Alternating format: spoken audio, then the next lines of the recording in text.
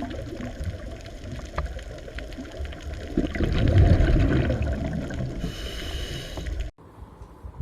આપણે ડીએનએ જનીન દ્રવ્ય છે એ સાબિત કરતો ગ્રિફિથનો પ્રયોગ અને ગ્રિફિથથી આગળ એવરી મેકાર્ટી વગેરે કરેલો પ્રયોગ જોઈએ.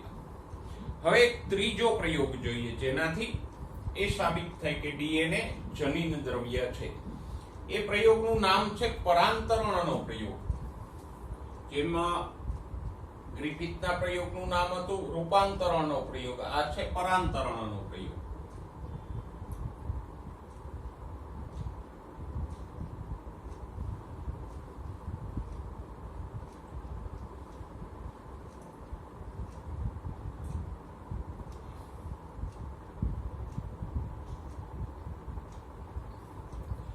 અથવા તો એને હર્શી અને ચેઝનો પ્રયોગ પણ કહેવાય.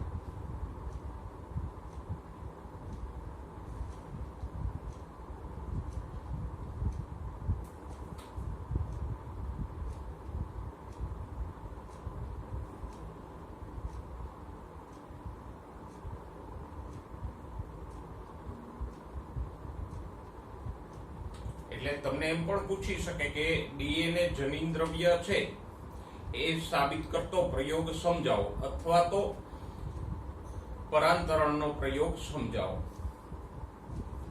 તો આલ્ફ્રેડ હર્શી અને માર્થા ચેઇઝે વાયરસ ઉપર 1952 માં એક પ્રયોગ કર્યો જેના ઉપરથી એ સાબિત થઈ ગયું કે ડીએનએ જનીન દ્રવ્ય છે. પણ એ પહેલા આપણે જરા વાયરસની રચના અને એની કાર્ય પદ્ધતિને તાજી કરી લઈએ. પહેલી વાત તો એ કે વાયરસ ફક્ત બે જ ઘટકો ધરાવે. એક તો વાયરસમાં હોય આવું પ્રોટીનનું આવરણ હોય,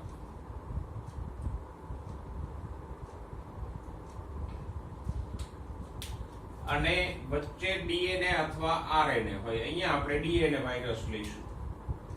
તો વાયરસમાં ફક્ત બે જ ઘટકો છે, પ્રોટીન અને ડીએનએ. અને જનીન દ્રવ્ય માટેના આ બે મુખ્ય ઉમેદવારો હતા. ન્યુક્લિયનમાં પણ આ બે જ દ્રવ્યો હોય, પ્રોટીન અને ડીએનએ. પણ અહીંયા બીજા ઘટકો નથી, અણુઓ નથી, એટલે શોધવું સરળ પડી જાય. વાયરસ કાર્ય કેવી રીતે કરે? તો કે હવે તો આપણે જાણીએ છીએ કે વાયરસ કોઈ પણ યજમાન કોષમાં આવે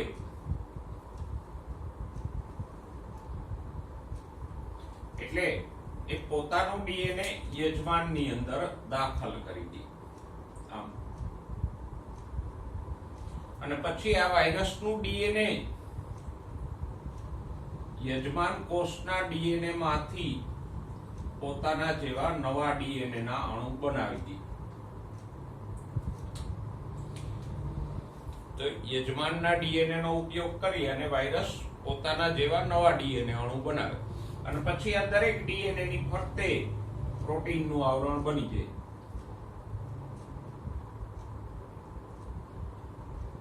એટલે કે નવા વાયરસ બની જાય.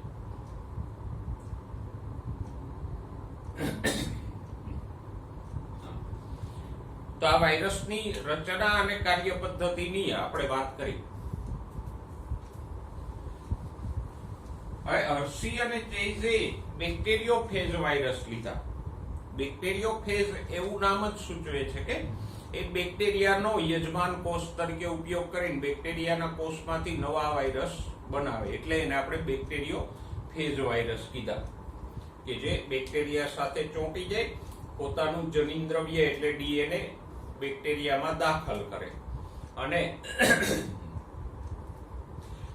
બેક્ટેરિયલ કોષ આ ડીએનએ ને પોતાનું ડીએનએ સમજી લે, અને પછી એ બે વાયરસનું ડીએનએ હોય એ બેક્ટેરિયાના ડીએનએ માંથી પોતાના જેવા નવા ડીએનએ ના અણુ બનાવે, અને પછી દરેક ડીએનએ ની ફરતે પ્રોટીનનું આવરણ બને એટલે નવા વાયરસ બની જાય. તો આમ બેક્ટેરિયોફેજ બેક્ટેરિયલ કોષનો ઉપયોગ કરી અને એમાંથી નવા વાયરસનું નિર્માણ કરે. હવે હર્શી અને ચેઇઝે, અચ્છા અહીંયા એક વાત કે આપણે જોયું કે વાયરસમાં બે ઘટકો હતા, પ્રોટીન અને ડીએનએ. તો હર્શી અને ચેઇઝે એ શોધવાનો પ્રયત્ન કર્યો કે બેક્ટેરિયાની અંદર કોણ જાય છે? પ્રોટીન જાય છે કે ડીએનએ જાય છે? અને નવા વાયરસ કોણ બનાવે છે? પ્રોટીન કે ડીએનએ? જે દ્રવ્ય જૂના વાયરસમાંથી નવા વાયરસમાં ઉતરે એ જ આનુવંશિક દ્રવ્ય થશે. એ કાં તો પ્રોટીન હોઈ શકે અથવા ડીએનએ હોઈ શકે. પણ હર્શી અને ચેઝે જે પ્રયોગ પદ્ધતિ અપનાવી એ ઇન્ટરેસ્ટિંગ હતી. જો હર્શી અને ચેઝે રેડિયો એક્ટિવ પદાર્થોનો ઉપયોગ કર્યો. એણે શું કર્યું તો કે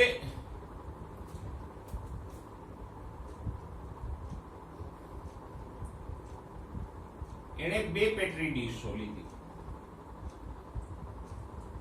પેટ્રી ડીશ એટલે કાચની ડીશ કે જેની અંદર સંવર્ધન માધ્યમ ભરીને આપણે બેક્ટેરિયા કે ફૂગ વગેરેને ઉછેરી શકીએ. બરાબર. હવે એકની અંદર એણે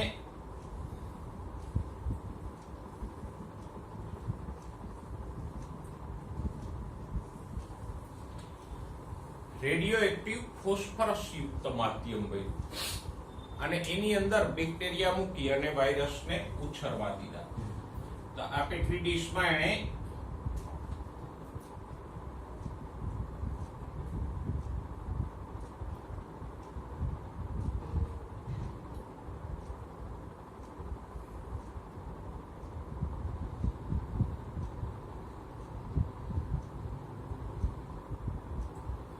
ફોસ્ફરસ રેડિયો એક્ટિવ ફોસ્ફરસ વાળું માધ્યમ રહ્યું. અને બીજી પેટ્રી ડીશમાં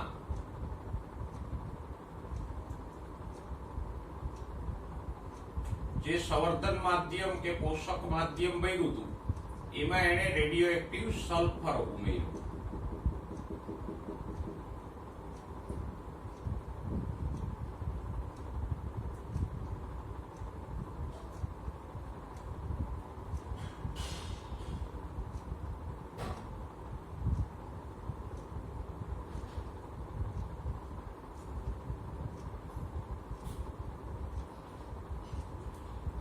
એકમાં એણે રેડિયો એક્ટિવ ફોસ્ફરસ મૂક્યો, એકમાં એણે રેડિયો એક્ટિવ સલ્ફર મૂક્યો. હવે અહીંયા આ સલ્ફર અને ફોસ્ફરસ લેવાનું કારણ શું? જો રેડિયો એક્ટિવ સલ્ફર એટલે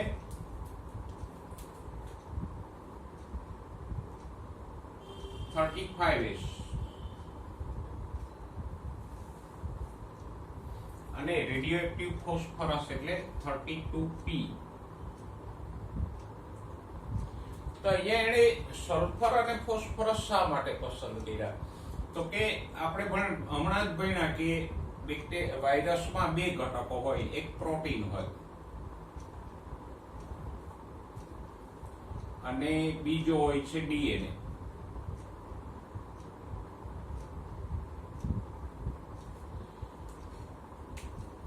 હવે પ્રોટીનમાં સલ્ફર હોય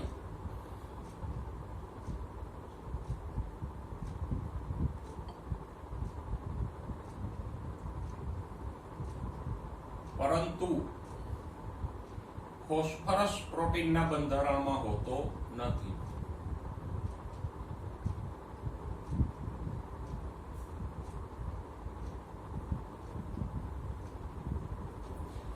ડીએનએ માં એનાથી ઉલટું છે. ડીએનએ ની રચના આપણે ભણ્યા તો એમાં ફોસ્ફરસ હોય છે, ફોસ્ફેટ સમૂહ.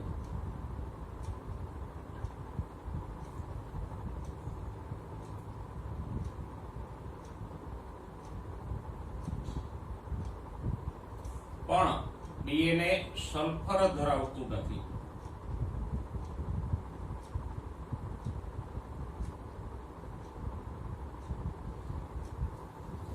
તો બે જે તત્વો પસંદ કર્યા ફોસ્ફરસ અને સલ્ફર એ બંને એકમાં હોય છે, બીજામાં નથી હોતા. પ્રોટીનમાં સલ્ફર હોય, ફોસ્ફેટ નથી હોતો. ડીએનએ માં ફોસ્ફેટ હોય, સલ્ફર નથી હોતો. અને પાછા બંને તત્વો ઘટકો એને રેડિયો એક્ટિવ પસંદ કર્યા. હવે આવા માધ્યમની અંદર બેક્ટેરિયોફેજ વાયરસને ઉછેરવામાં આવે તો શું થાય? તો કે આ માધ્યમ છે પહેલું માધ્યમ, એની અંદર બેક્ટેરિયા મૂકી અને બેક્ટેરિયોફેજ ઉછેરે તો પોષક માધ્યમમાંથી જે ફોસ્ફરસ હોય એ બેક્ટેરિયાઓ ગ્રહણ કરે, બેક્ટેરિયાના ડીએનએ માં ફોસ્ફેટ સંકળાય અને પછી એ બેક્ટેરિયાના ડીએનએ માં રહેલો રેડિયો એક્ટિવ ફોસ્ફેટ વાયરસના ડીએનએ માં આવશે. મીન્સ કે આ માધ્યમની અંદર જે વાયરસ ઉછેર્યા છે એમાં એના ડીએનએ માં રેડિયો એક્ટિવ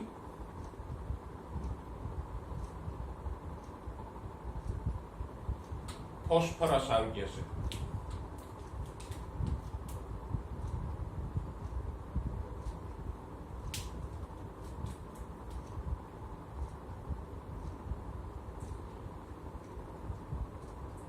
કારણ તો કે સંવર્ધન માધ્યમમાં જે રેડિયો એક્ટિવ ફોસ્ફેટ છે તો બેક્ટેરિયા એનો ઉપયોગ કરશે અને નવું ડીએનએ બનાવશે. એટલે આ રેડિયો એક્ટિવ ફોસ્ફેટ બેક્ટેરિયાના ડીએનએ માંથી આવશે અને પછી બેક્ટેરિયાના ડીએનએ માંથી વાયરસનું ડીએનએ બનશે તો વાયરસના ડીએનએ માં પણ રેડિયો એક્ટિવ ફોસ્ફેટ આવી જશે. જે રેડિયો એક્ટિવ ભાગ છે એને આપણે રેડ કલરથી દર્શાવશું. તો આ વાયરસના ડીએનએ માં રેડિયો એક્ટિવ ફોસ્ફેટ આવી ગયું.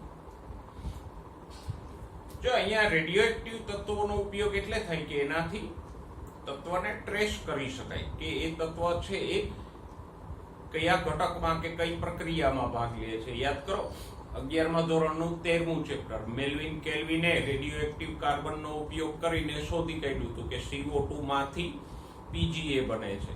કારણ તો કે એને રેડિયો એક્ટિવ કાર્બન વાળો CO2 લીલને આપ્યો તો એ જે કાર્બનનું રેડિયેશન છે એ PGA માંથી મળતું હતું. તો એનો અર્થ એ થયો કે કાર્બન શેમાં વપરાણો? PGA ના નિર્માણમાં વપરાણો. તો આમ રેડિયેશન દ્વારા કોઈ પણ તત્વ કયા ઘટક કે કઈ પ્રક્રિયામાં સંકળાય છે એ શોધી શકાય અને આવી રીતે તત્વની નો પથ શોધવાની ક્રિયાને કહેવાય ટ્રેસર ટેકનિક. ઓકે, આ માધ્યમમાં જે વાયરસ ઉછરે છે એના પ્રોટીનમાં ફોસ્ફરસ આવી જશે, radio active phosphorus, sorry sulphur, એના પ્રોટીનમાં રેડિયો એક્ટિવ સલ્ફર આવી જશે.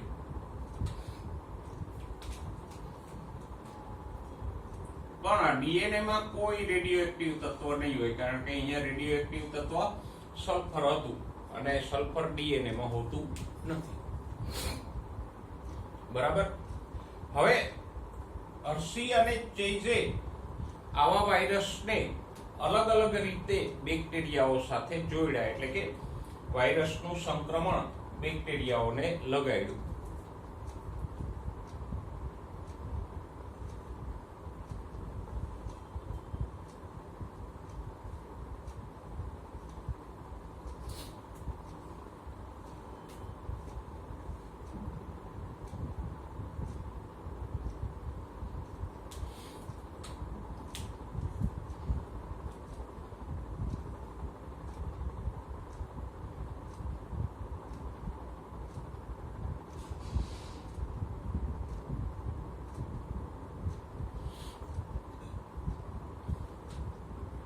એ તો વાયરસની પ્રકૃતિ છે કે એ યજમાન કોષ સાથે ચોંટી જશે અને એમાંથી નવા વાયરસ પેદા કરશે.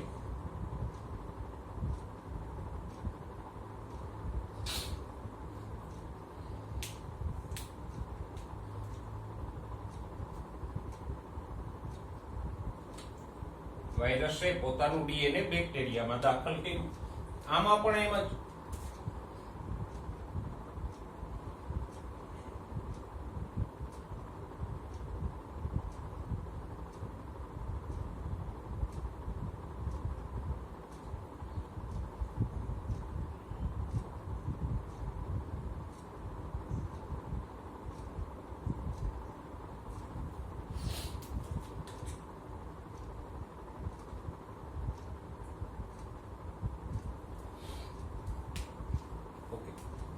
પણ આગળ હર્શી અને ચેઝે પછી વાયરસને વધારે ઉછળવા ન દીધા.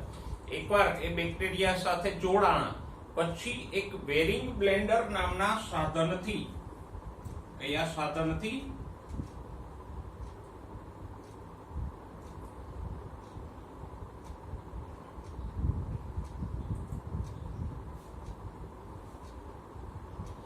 વેરિંગ બ્લેન્ડર નામના સાધનમાં આ વાયરસ અને બેક્ટેરિયા વાળું મિશ્રણ મૂક્યું.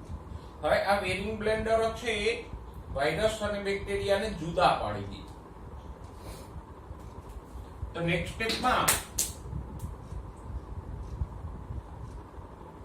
આ વાયરસ અને બેક્ટેરિયા અલગ પડી ગયા.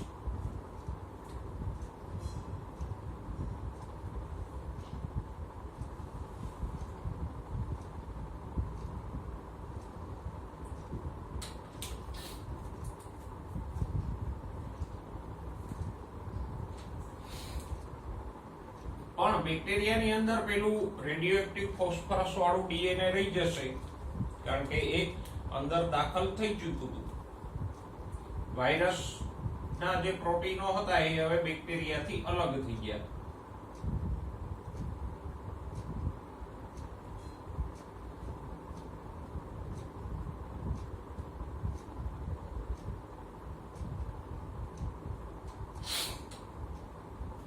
આ પેટ્રી ડીશના દ્રાવણને પણ એને અલગથી વેરિંગ બ્લેન્ડરમાં મૂકી અને વાયરસ બેક્ટેરિયા જુદા પાડી નાખ્યા.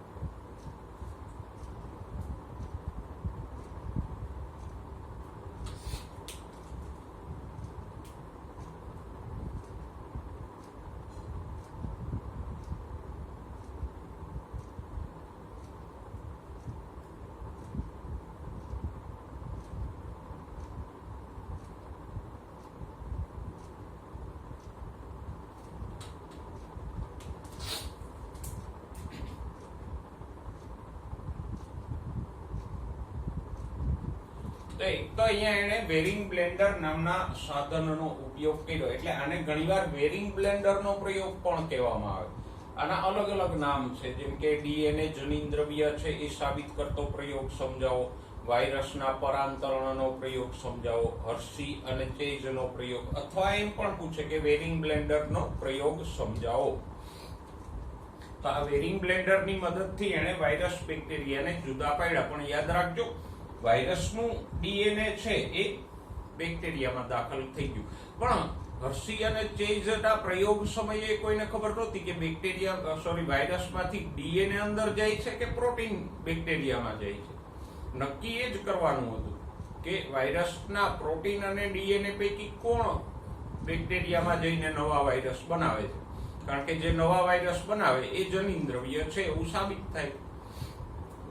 ઓકે, પછી એને શું કર્યું? તો કે જે ટેસ્ટ ટ્યુબમાં આ બેક્ટેરિયા અને વાયરસ વાળું મિશ્રણ હતું એને સેન્ટ્રીફ્યુજ નામના મશીનમાં નાખ્યું.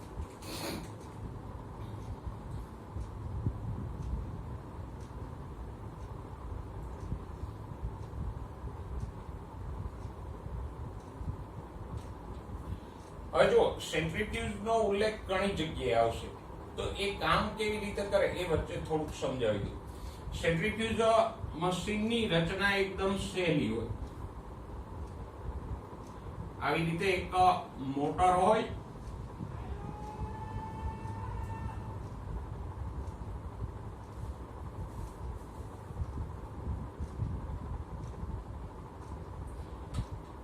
અને અહીંયા આવી ધાતુની નળીઓ હોય.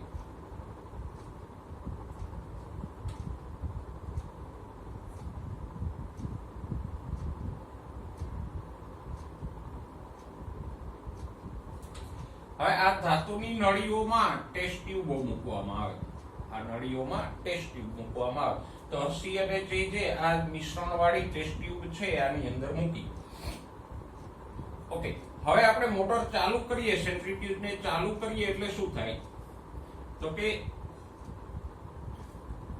આ મોટર ગોળ ગોળ ફરશે, અને મોટર ફરશે એટલે સાથે રહેલી ટેસ્ટ ટ્યુબો પણ ફરશે. આમ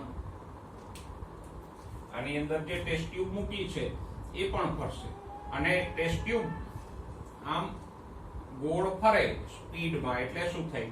ટેસ્ટ ટ્યુબની અંદર જે કંઈ દ્રાવણ હોય એની ઉપર આમ કેન્દ્ર ત્યાગી બળ લાગે, સેન્ટ્રીફ્યુગલ ફોર્સ લાગે. એ તો તમે સમજી શકો, કોઈ પણ વસ્તુને આપણે આમ ઘુમાવીએ તો એની ઉપર કેન્દ્ર ત્યાગી બળ લાગે. હવે અહીંયા દ્રાવણમાં બે ઘટકો હતા, બેક્ટેરિયા અને વાયરસ. એટલે બને શું, સેન્ટ્રીફ્યુગમાં ટેસ્ટ ટ્યુબને આપણે ઘુમાવીએ એટલે બેક્ટેરિયા ભારે છે તો એ પહેલા તળિયે જતા રહેશે, અને વાયરસ હળવા છે એટલે એ ઉપર રહી જશે.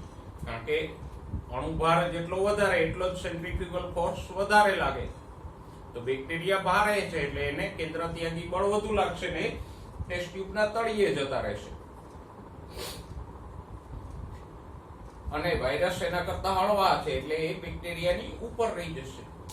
તો આ રીતે સેન્ટ્રીફ્યુજ મશીન છે એ સેન્ટ્રીફ્યુગલ ફોર્સના આધારે અણુઓને અલગ પાડી આપે. તો અહીંયા એને વેરિંગ બ્લેન્ડરમાં બેક્ટેરિયા અને વાયરસને મૂકી અને જુદા પાડ્યા. પછી એ ટેસ્ટ ટ્યુબને એને સેન્ટ્રીફ્યુજ મશીનમાં મૂકી. એટલે આમ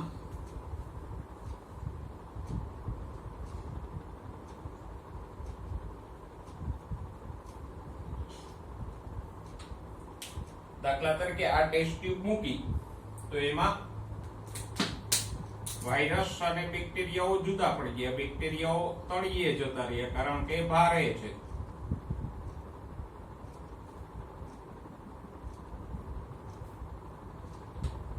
જ્યારે વાયરસ એના કરતા હળવા છે એટલે ઉપર રહી ગયા.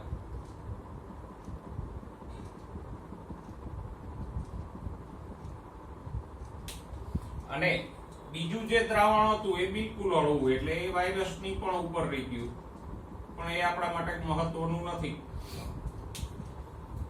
પછી આ ટેસ્ટ ટ્યુબમાંથી અરસી અને ચેઝે બેક્ટેરિયાઓને કાઢ્યા. આ પહેલી ટેસ્ટ ટ્યુબની વાત કરીએ છીએ. બીજી ટેસ્ટ ટ્યુબની વાત આપણે પછી કરશું.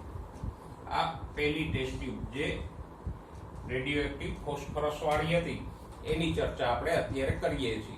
તો અરસી અને ચેઝે વાયરસ બેક્ટેરિયાને જુદા પાડી અને એમાંથી બેક્ટેરિયાઓ અલગ તાર્યા તો એને એમાં રેડિયોએક્ટિવ સલ્ફર જોવા મળ્યો. રેડિયોએક્ટિવ ફોસ્ફેટ જોવા મળ્યો.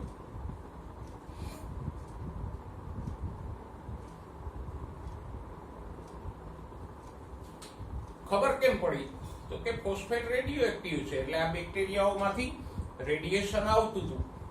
જ્યારે ઉપર જે વાયરસ જમા થયા હતા એનું પરીક્ષણ કર્યું તો એમાં કોઈ રેડિયેશન જોવા મળ્યું નહીં. બરાબર? જો સમજો બરાબર હો. આ વાયરસ અને બેક્ટેરિયાને અલગ પાડ્યા તો બેક્ટેરિયામાંથી ફોસ્ફરસનું રેડિયેશન જોવા મળ્યું. એટલે કે બેક્ટેરિયાની અંદર રેડિયોએક્ટિવ ફોસ્ફરસ મળ્યો.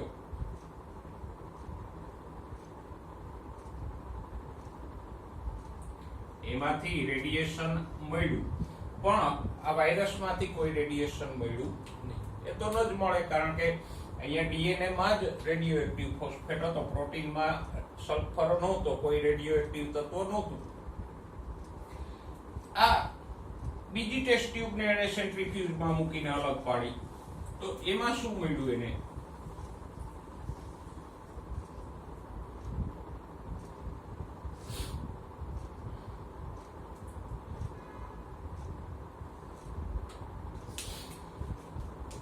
જો બીજી ટેસ્ટ ટ્યુબના બેક્ટેરિયા અને વાયરસને અલગ પાડવામાં આવે તો શું થાય?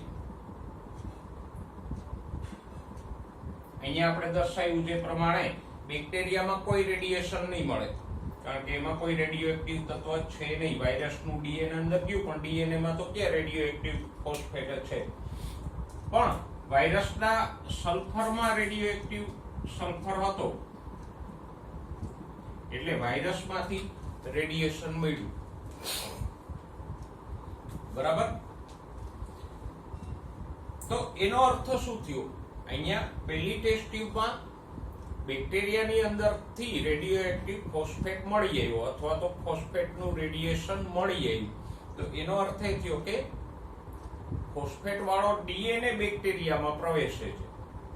જો પ્રોટીન બેક્ટેરિયામાં પ્રવેશતું હોત તો આ બેક્ટેરિયાની અંદર રેડિયેશન મળત, પણ આ બેક્ટેરિયામાં રેડિયેશન મળ્યું એનો અર્થ એ થાય કે પ્રોટીનની પણ ડીએનએ બેક્ટેરિયામાં પ્રવેશે છે, અને ડીએનએ બેક્ટેરિયામાં પ્રવેશીને નવા વાયરસ બનાવે છે, મતલબ જનીન દ્રવ્ય તરીકે ડીએનએ વર્તે છે.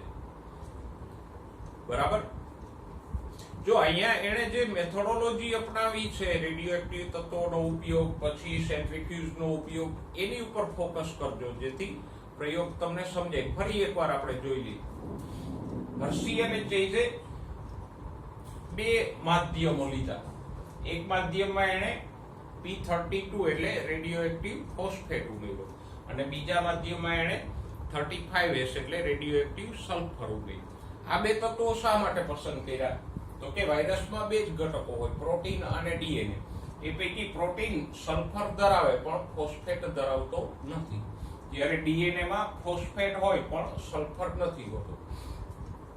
તો હવે આ માધ્યમમાં જે બેક્ટેરિયોફેજ વાયરસ ઉછેર્યા તો એના ડીએનએ માં રેડિયોએક્ટિવ ફોસ્ફેટ સંકળાઈ જશે, જ્યારે આ માધ્યમમાં જે બેક્ટેરિયોફેજ ઉછેર્યા એના પ્રોટીનમાં રેડિયોએક્ટિવ સલ્ફર સંકળાઈ જશે. પછી આ બંને વાયરસને અલગ અલગ રીતે એણે બેક્ટેરિયા સાથે જોડ્યા, એટલે કે બેક્ટેરિયાને વાયરસનું સંક્રમણ લગાવ્યું. હવે સંક્રમણ થયા પછી વેરિંગ બ્લેન્ડર નામના સાધનનો ઉપયોગ કરીને વાયરસ અને બેક્ટેરિયાને જુદા પાડી દીધા, અને પછી સેન્ટ્રીફ્યુજમાં મૂકી અને બેક્ટેરિયા અને વાયરસને અલગ તારવી લીધા. તો બંને ટેસ્ટ ટ્યુબનું પરીક્ષણ કર્યું તો ખબર પડી કે આ જે પહેલી ટેસ્ટ ટ્યુબ છે રેડિયોએક્ટિવ ફોસ્ફેટ વાળી, એમાં બેક્ટેરિયામાંથી ફોસ્ફેટનું રેડિયેશન મળે છે. હવે ફોસ્ફેટ ક્યાં હતો? વાયરસના ડીએનએમાં. તો એ ફોસ્ફેટ બેક્ટેરિયામાંથી મળી આવ્યો, એનો અર્થ શું થાય? વાયરસનું ડીએનએ બેક્ટેરિયામાં પ્રવેશ્યું. જ્યારે આ ટેસ્ટ ટ્યુબના બેક્ટેરિયામાંથી કોઈ સલ્ફરનું રેડિયેશન ન મળ્યું, એનો અર્થ એ થયો કે આ રેડિયોએક્ટિવ પ્રોટીન બેક્ટેરિયામાં પ્રવેશતું નથી. તો જે બે ઘટકો વાયરસના હતા, પ્રોટીન અને ડીએનએ, એ પૈકી સાબિત થઈ ગયું કે ડીએનએ વાયરસમાં કે યજમાન કોષમાં જઈને નવા વાયરસ બનાવે છે, અને માટે ડીએનએ જનીન દ્રવ્ય તરીકે કામ કરે છે, પ્રોટીન નહીં. તો આ હર્શી અને ચેઝનો પ્રયોગ એકદમ રસપ્રદ છે, અને એના ઉપરથી સ્પષ્ટપણે સાબિત થયું કે જનીન દ્રવ્ય ડીએનએ છે. જે ગ્રિફિથના પ્રયોગમાં થોડીક શંકાઓ હતી અમુક જીવ વિજ્ઞાનીઓને, એ આ પ્રયોગથી દૂર થઈ ગઈ. હવે જો જનીન દ્રવ્યના ગુણધર્મો અથવા ડીએનએ વિરુદ્ધ આરએનએ. હવે હર્શી અને ચેઝના પ્રયોગ ઉપરથી એ તો નિશંકપણે સાબિત થઈ ગયું કે જનીન દ્રવ્ય તરીકે ડીએનએ છે, પણ આગળ જતા ખબર પડી કે અમુક વાયરસ, દાખલા તરીકે ટોબેકો મોઝેઇક વાયરસ,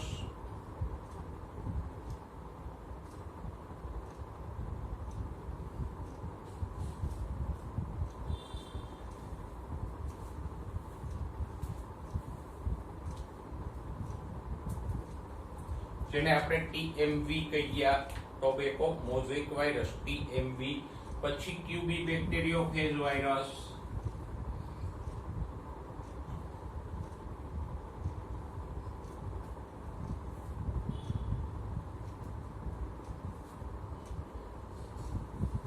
HIV, આવા ઘણા વાયરસ છે કે જે જનીન દ્રવ્ય તરીકે આરએનએ ધરાવે, ડીએનએ નહીં.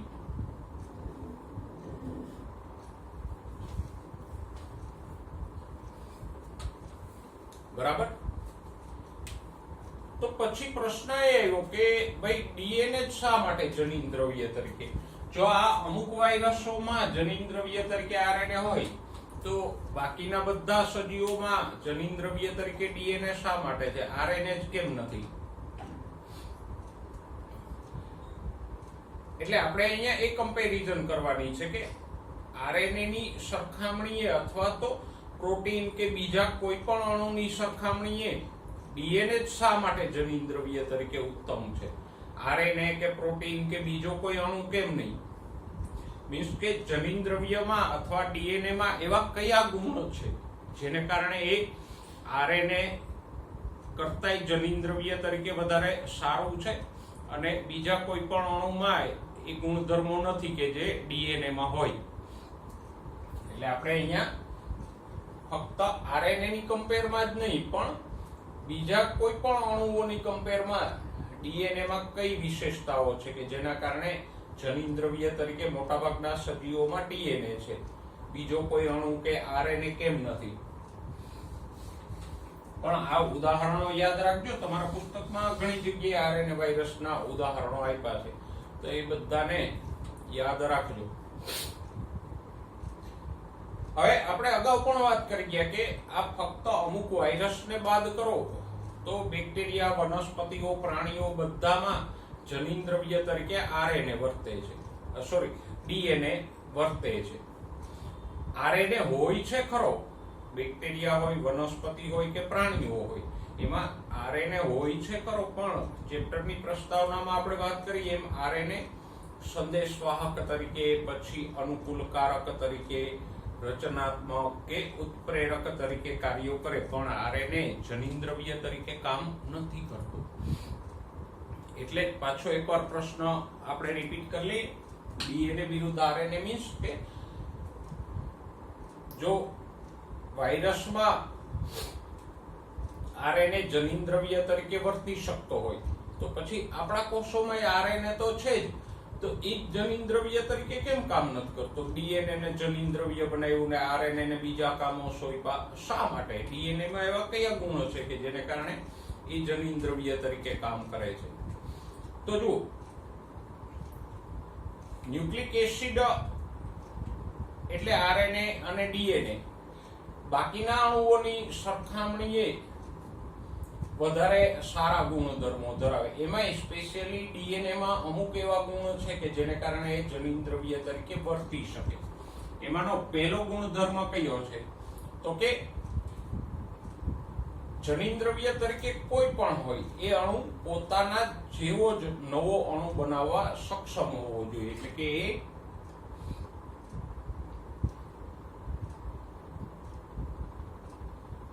પોતાની પ્રતિકૃતિ એટલે નકલ, કોપી,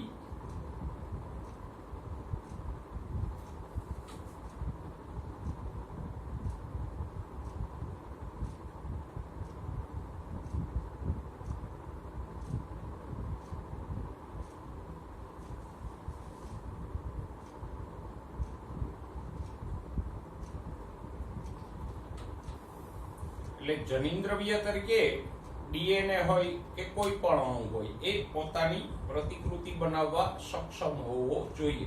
આ જનીન દ્રવ્યનો પાયાનો ગુણ છે, કારણ કે એ પોતાના જેવો જ નવો અણુ બનાવતો હોય તો નવા કોષમાં આવી શકે. દાખલા તરીકે આ એક કોષ છે, આ એનો ડીએનએ છે, જનીન દ્રવ્ય.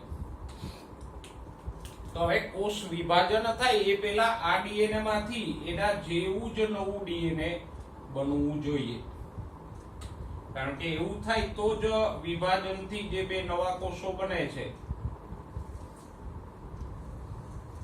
એમાં એક સરખું ડીએનએ આવે. દરેક વખતે જો ડીએનએ અલગ અલગ બને તો બધા કોષોમાં ડીએનએ જુદું થતું જાય. ડીએનએ જુદું થતું જાય તો લક્ષણો પણ જુદા થતા જાય ને. એટલે કોઈ પણ કોષ હોય બધામાં ડીએનએ સરખું હોવું જોઈએ. જો મનુષ્ય સહિતના બધા પ્રાણીઓ છે, બહુકોષીય પ્રાણીઓ, એના જીવનની શરૂઆત ક્યાંથી થાય? તો કે એક જ કોષ જેને આપણે ફલિતાંડ કહીએ એમાંથી ફલન થાય એટલે એક કોષીય ફલિતાંડ બને. પછી ફલિતાંડનું સમવિભાજન થાય એટલે એકના બે કોષો બને, બેના ચાર, ચારના 8, એમ કોષોની સંખ્યા વધતા વધતા આખું શરીર બને. અને શરીરના મોટાભાગના કોષોમાં જનીન દ્રવ્ય હોય. પણ આ ફલિતાંડમાં છે એવું જ ડીએનએ પેઢી દર પેઢી બધા કોષોમાં આવવું જોઈએ. જો દરેક ફલિતાંડનું વિભાજન થયું, આ કોષમાં ડીએનએ અલગ છે અને આ કોષમાં ડીએનએ અલગ હોય તો પછી આ બે ના 4 કોષો બને, તો ચારેય કોષોમાં ડીએનએ જુદું જુદું હોય તો બધાના લક્ષણો જુદા જુદા થશે. બરાબર? એટલે જો જનીનદ્રવ્ય પોતાના જેવી જ પ્રતિકૃતિ બનાવવા સક્ષમ હોય તો નવા કોષોમાં એક સરખું ડીએનએ આવે. પછી આ કોષોનું વિભાજન થાય એ પહેલા સંયમજનનથી પ્રતિકૃતિ બને એટલે ચારેય કોષોમાં એક સરખું ડીએનએ આવે. આમ દરેક વખતે નવા કોષોમાં માતૃકોષ જેવું જ ડીએનએ આવે એટલે કે ડીએનએ એક સરખું જળવાઈ ગયું. અને એવું જ ડીએનએ શુક્રકોષો અને અંડકોષોમાં આવે અને ફલન થાય એટલે નવી પેઢીના ફલિતાંડમાં પિતૃપેઢી જેવું ડીએનએ આવે. એટલે આમ ડીએનએ જો પોતાના જેવી જ પ્રતિકૃતિ બનાવે તો પેઢી દર પેઢી લક્ષણો સરખા જળવાય એટલે કે આનુવાંશિકતા રહે. તો જનીનદ્રવ્યમાં પહેલો ગુણ તો એવો હોવો જોઈએ કે જે એ પોતાના જેવી જ પ્રતિકૃતિ બનાવવા સક્ષમ હોવું જોઈએ, જેથી કરીને બધા કોષોમાં અને દરેક પેઢીમાં એક સરખું જનીનદ્રવ્ય રહે અને લક્ષણો જળવાઈ રહે. બીજું, જનીનદ્રવ્ય રાસાયણિક રીતે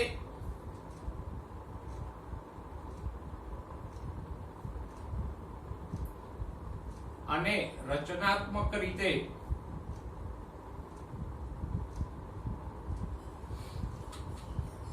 સ્થાયી હોવું જોઈએ.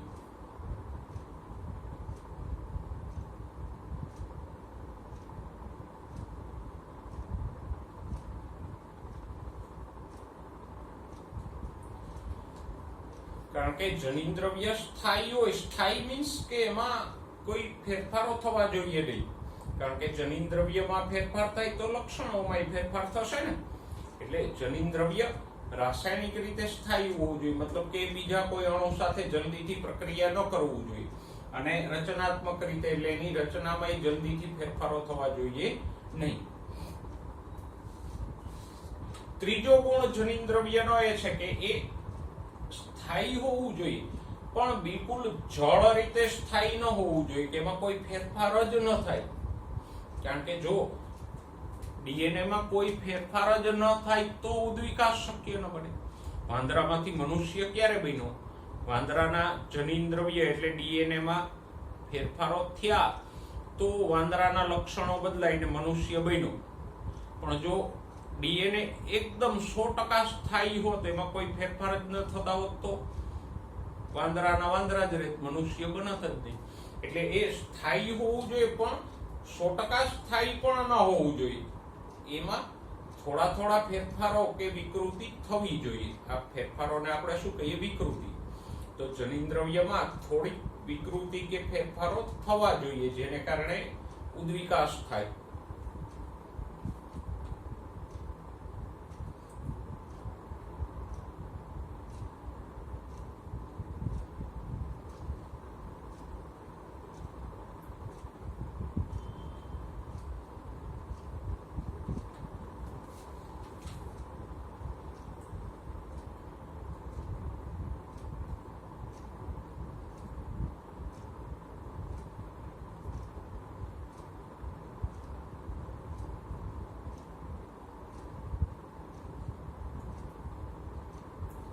ફેરફારોને આપણે શું કહીએ? વિકૃતિ. એટલે આ બે મુદ્દા છે ને એકબીજાના વિરોધી દેખાય આપણને.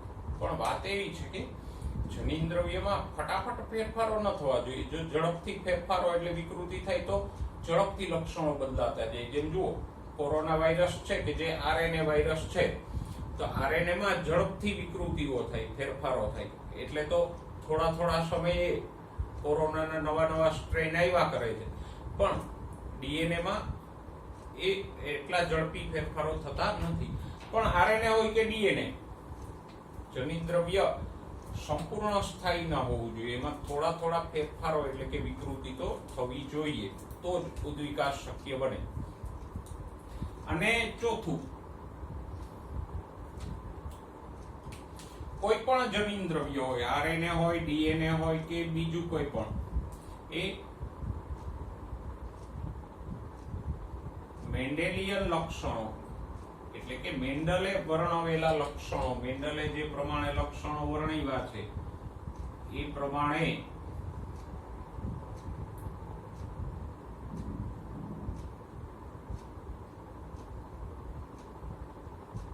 અભિવ્યક્ત થવું જોઈએ.